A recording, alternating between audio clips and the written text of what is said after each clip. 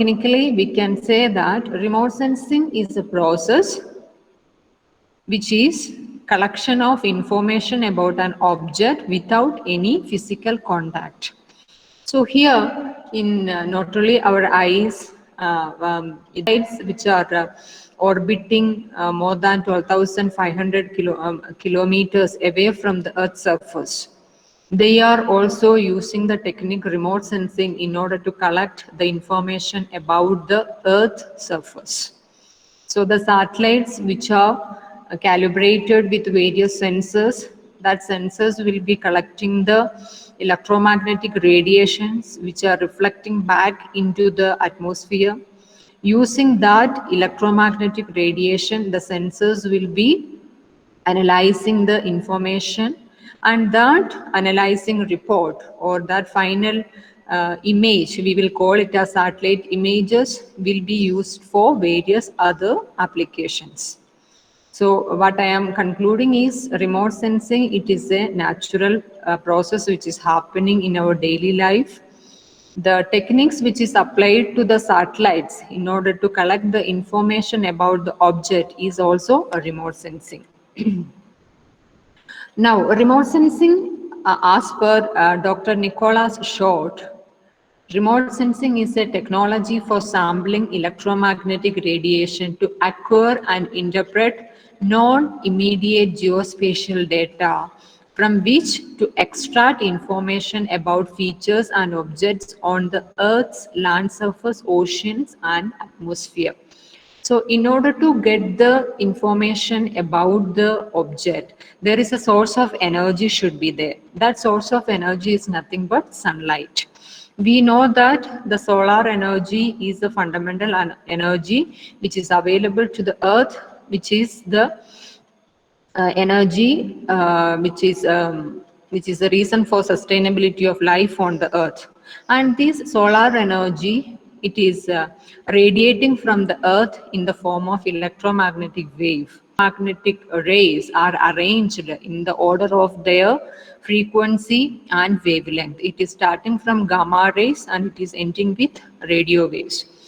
Gamma rays are having highest frequency, low wavelength. It is inversely proportional to each other, frequency and wavelength. In the electromagnetic spectrum, the last wave which is present is radio waves, which are having low energy but high wavelength, less frequency. Remote sensing, it is a technology. It is used to collect the information about the object. But in order to collect the information about the object, there should be a source of energy. That source of energy is nothing but electromagnetic energy. Now, we are going in detail explanation of advantages of remote sensing, and we will be observing what are the different components or elements which are present in the process of remote sensing. First one, I have listed out the advantages. We will go one by one. First one, provides a regional view of large areas. So if as the distance from the object is increasing, the coverage of the object or coverage of the information about the object is also increasing. Say if we are applying this advantage in the case of a satellite, we know that satellites are orbiting at a height of more than 12,500 kilometers to 36,000 kilometers away from the Earth's surface. So at that much height, the satellites are able to collect the information about the Earth's surface in a larger area-wise. As the distance is increasing from the object, the area which is covering by the sensor will be more. And it also depends upon the calibration of the sensor which is attached to the satellite. Satellite is just a platform to attach to the sensor. Sensor is the actual instrument or part which is collecting the information about the Earth's surface features.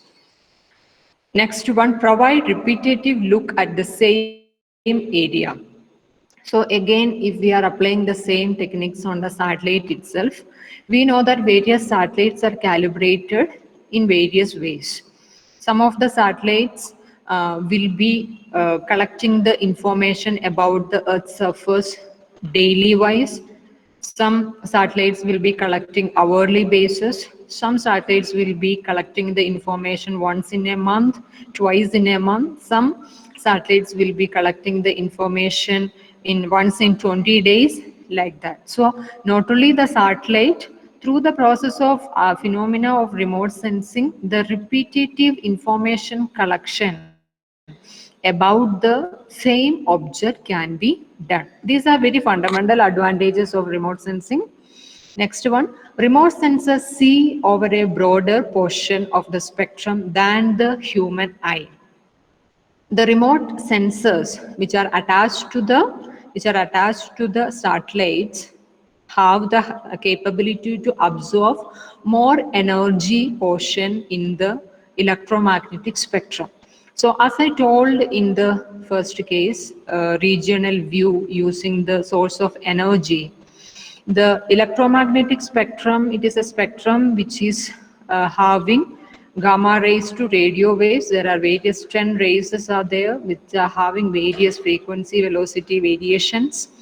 And among this electromagnetic energy, if we are taking the complete energy in a spectrum manner, only the visible light, the one of the type of wave, it is visible light. Among the various waves, only the visible lights can be sensible by human eyes, not all other energy waves. So called gamma rays, X-rays, radio waves, UV light, infrared rays. These are the other different waves which are present, but it cannot be identified by human eyes. Only by the visible portion of the spectrum, visible rays can be identified by the human eye. So the remote sensors which are attached to the satellites, which have the capacity to absorb not only the visible light, but all other energy waves which are present in the electromagnetic spectrum. Next one, sensors can focus on a very specific bandwidth in an image or a number of bandwidths simultaneously. So sensors, another calibration of sensor is in order to cover the specific bandwidth in an image, or it can at a time it can cover more bandwidth simultaneously. Next satellite, the remote sensors of satellite can provide georeference digital data. So nowadays we know that manual survey and collection of information about the field, everything it is got deplenished. Here what is present nowadays in the digital world, all the data are in digital form. Instead of manual survey, now we are depending upon satellite images for survey of the area. In the satellite images, you will be having more information than a manual survey method. You will be having what are the type of landforms which are present in that area. And if we are making the contour map from a satellite image, you can able to see what are the different elevations, what is the maximum elevation of that area, what is the least elevation of that area. Everything can be interpreted, or data can be obtained from a satellite image. So the satellite remote sensors, using the technique remote sensing, it can able to create images. That images are called georeferenced data that can be used for various applications. And next one, some remote sensors operate in all season, at night, and in bad weather also. So depending upon the seasonal variations, sometimes in cloudy day, it is very difficult to get reflected electromagnetic energy from the Earth's surface, because of more absorption or more scattering will happen to the electromagnetic radiation because of the presence of clouds. And if during the night time, we know that the natural source of light will not be there, but the satellite will be having its own illumination. Using that, the remote sensing process will be continuing. That is why it is clearly mentioned that remote sensors the sensors which is attached to the satellite, which is using the technology remote sensing, it can work in any time irrespective of season, absence of light energy, and during the bad weather conditions also. Next one, elements of remote sensing. What you are seeing on the slide now, it is a satellite image. You can able to see clearly here there is a rod. You can able to see, and here some greeneries you can observe, and here you can see a building. And on the right side also you can see it is a built up area, so many buildings are there, very congested area, very less greeneries are there. So it is the evidence for an urbanized city in this particular image. Next one, we are going to study about different elements which is involved in remote sensing. What are the different elements? What are the components of remote sensing? Very important portion.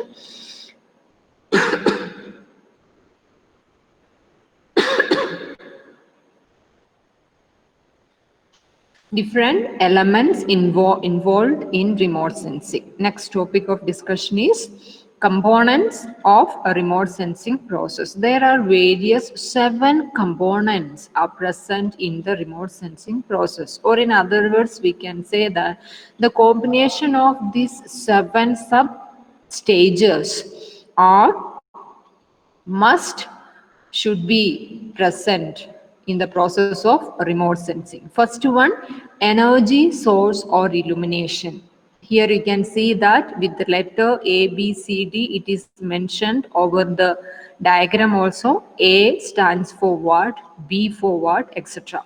So first one, I will just read out different stages of remote sensing, different sources, different process which is included in the process of remote sensing. First one, energy source or illumination, radiation and the atmosphere, interaction with the object, recording of energy by the sensor, transmission, reception and processing, interpretation and analysis, last one, application. So now you look at the image. I will explain each step. Here, for the remote sensing purpose, as I said in the beginning, there should be a source of light energy should be there. Without that energy presence, we cannot do any remote sensing process. So first, component of a remote sensing process is source of energy or illumination. We need the object to be get illuminated, then only the light energy can be absorbed or processed further. So first one, light energy source. We have on the earth planet natural source of energy called sun. So sun or source of light or illumination is called as the first source, that is component A. Now B. This light energy which is producing from the sun, it will be behaving in an electromagnetic wave manner. I already told you electromagnetic waves. Here the different waves will be having in the electric field and magnetic field. They will be traveling in the speed of light, in the same speed of light through the earth atmosphere. In this electromagnetic energy, this source of energy which is produced from the light energy is called as radiomagnetic energy. That energy is having different types of electromagnetic waves, including gamma rays, X-rays, ultraviolet rays, infrared rays, radio waves, X-rays, etc. So this light energy, once it is produced, it will travel through the earth atmosphere. It will travel through the earth atmosphere, that is component B, radiation and the atmosphere. Radiation and the atmosphere. Now next one, the third component, that is interaction with the object. This is earth surface. This is earth surface. Here various objects are there. The light energy which is produced, which is traveling, interacting through the atmosphere, it is coming in contact with the different features which are present on the earth surface. Then some of the light energy which is coming and hitting to the earth surface, some part of the energy will be absorbed by the earth itself. some of the energy will be reflecting back into the atmosphere. You can able to see this particular arrow, which is showing the light energy reflecting back into the atmosphere. That is this component D. Component D, here you can able to see this light energy which is reflecting back into the atmosphere. That energy will be absorbed by the sensors which is attached to the satellites. Here it is mentioned recording of energy by the sensor. Reflected energy after interaction with the objects will be reflecting back. This light energy will be absorbed and processed by the sensors. Now, transmission, reception, and processing. This light energy, it will be reflecting back into the earth surface once again. Here you can able to see different control systems are there, different antennas are placed over here. This control system will be receiving the energy which is transmitting by the sensors, and this is a place where all the interpretation and analysis will be happening. The stage number F, you can able to see from these receivers, the energy or the information will be further analyzed by the controlling system and other interpretation systems. And finally, the G element, that is application of these all remote sensing process. This application will be in the form of a report. Sometimes it will be in the form of images also. These images are called satellite images, which can be used for various other purposes. So here, I hope the concept is clear with all the 7 substages of remote sensing. First one, energy source. Electromagnetic energy is produced. It is transmitting through the atmosphere. It is hitting the earth surface.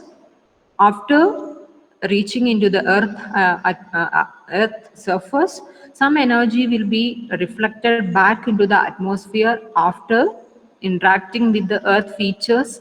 That light energy, when it is reflecting back, it is collecting maximum information from the earth surface features.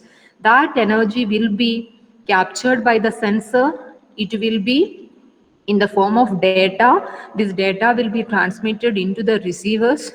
From these receivers, energy will be, or the data, digital data will be analyzed and interpreted by the controlling system or various research laboratories.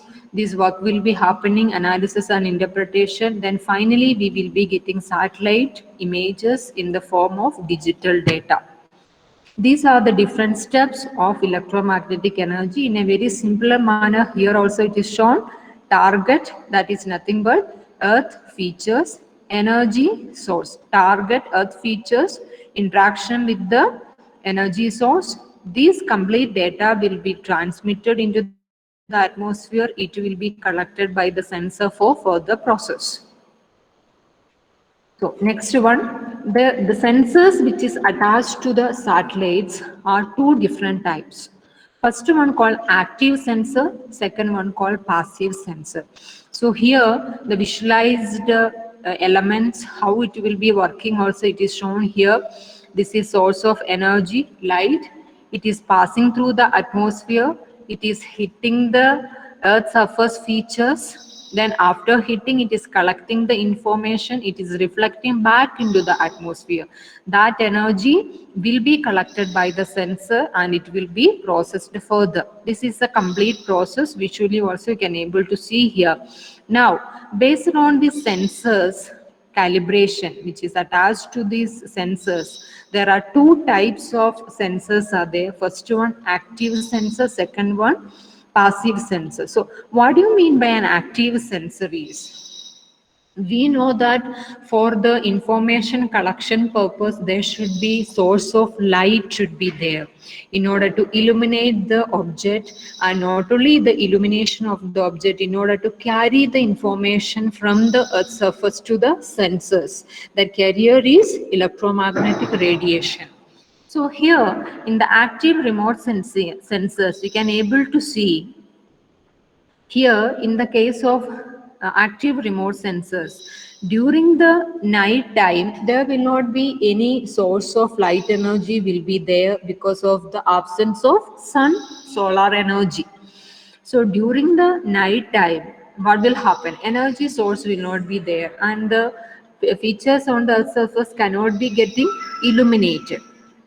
During that time, what will happen? The satellites which are having illuminations, the satellite will be having an artificial energy source in order to illuminate the earth features. In order to carry the information about the earth features, there will be artificial illumination will be produced from the satellites. These are called as active sensors. They will be active during the absence of sunlight, or they can work in any weather condition, whether in any seasonal variation. If there is a more cloudy day or if there is a rainy day, in any seasonal condition, the satellites are able to collect the information about the surface features of the earth because of the presence of artificial illumination. If artificial illumination is working for the remote sensing purpose, that sensors are called as active sensors. Now, what do you mean by passive sensor? Passive sensor, here the remote sensing process is happening because of the presence of solar energy. Here there is no artificial illumination is present in this case. The light energy which is used here is solar energy, the solar energy or natural sunlight. This is called as passive sensors. So I hope the concept is understood. Passive sensor, active sensor. So here some of the examples are given for passive sensors: Landsat, Aster, QuickBird, Iconos. These are some of the passive sensors which is attached to the satellite. And active sensors are radar and lidar. They are working with artificial illumination. Now I can show you one satellite image. Here what you're seeing on the slide is a satellite image. You can able to see a land and oceanic area over here. Now, why we should depend upon satellite in order to study the earth? There are manual survey methods are there, and before the remote sensing there are various other methods are there in order to collect the information about the earth. In the earlier days, to the pigeons or into the birds, the cameras will be attached to their legs, and whenever they are flying at the height, very high level, the images of the earth will be captured. That was the very previous years methods of capturing the images of the earth surface. Now, like that, there are various methods where they are in order to collect the information about the Earth surface features before the invention of satellite remote sensing. And here we can see other some of the advantages why satellites are using in order to collect the information about the Earth surface. First one, consistent routine global measurements is happening because of satellite images, because its calibration will be done in such a manner that in order to scan a particular area, in order to collect the information during particular duration of time, and as per the global measurements, and the images will be taken. Next one, overview of information on the hemispheric, regional, national and local scales, the big picture about the information collection of the Earth's surface features, provide information in areas where there are no ground-based measurements. So on the surface of the Earth, there will be some remote areas will be there. It is inaccessible areas where maybe large forest because of wild animals, the field measurements of that area cannot be taken, and some oceanic areas where the information collection is very difficult. And in that areas, how we will get the information without directly going into the field? It is only because of satellite images we can gain the knowledge. Advanced warning of impending environmental events and disasters.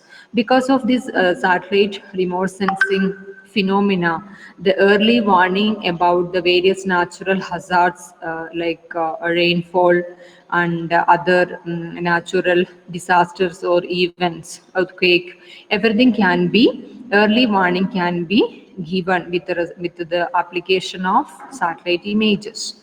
Visual appeal, a picture is worth 1,000 words. Very important not to be taken care, as we all know the any report reading or any other data collection apart from pictorial view, it is very less information collection, I should say, because if we are virtually, if we see the image, thousands of information can be collected from an image, but if we are reading thousands of books or thousands of what to say, other articles, it is very difficult to grasp that much of knowledge without virtually seeing an image or a phenomena about a particular feature.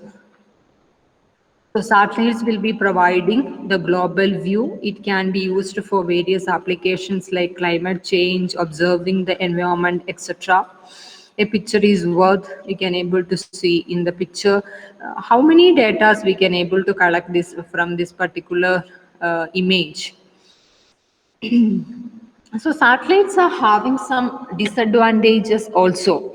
Advantages we already discussed, cover large area, it is cost effective, time efficient, multi-temporal, multi-sensor, multispectral, overcome inaccessibility, faster extraction of GIS ready data. GIS is nothing but the software called Geographic Information System.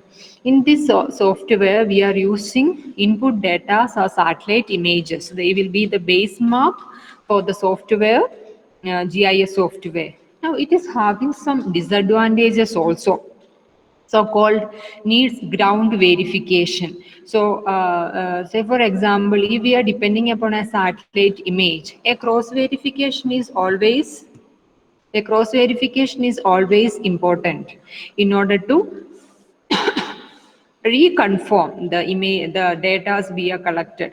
Suppose if we are taking the Bangalore satellite image, uh, so again, for a ground verification, we can cross-check some of the locations of at least some buildings, it is accurate or not. So for example, in the satellite image, we can able to see Vidhan Sabha, but virtually also a person go to that locality and he can observe whether it is correct or what. Vidhan Sabha is located in this particular area itself or not. Like that, a cross verification is always required for a further application of that such satellite images. For getting more accurate data, this cross verification is demanded. Next one, does not offer details. If we are going and observing, we can able to collect more information about, say for example, if you are going and watching a tree very near to the tree, you can able to see what is the type of the tree, what is the height of the tree, and what is the type of fruit which is available in the tree, and like that. But in a image, it is restricted. Data which can be collected from an image is restricted. Only a top view you can able to see. Not the best tool for small areas. For small areas, the satellite images are not highly recommended because of its cost, because of the available inaccessibility, or we will not be the satellite images for small areas, it is not worth enough because it is very costly. That is why need expert system to extract data. A common man, like if we are seeing a satellite image, if we a common man, it is very difficult to extract maximum data. But if we have a good interpreter, if he is best experienced with the satellite image extraction, for him it is easy task to extract maximum data, but it need more skill and interpreting experience. So that's it about remote sensing and its various components and advantages and disadvantages. I hope the concept is clear to all of you.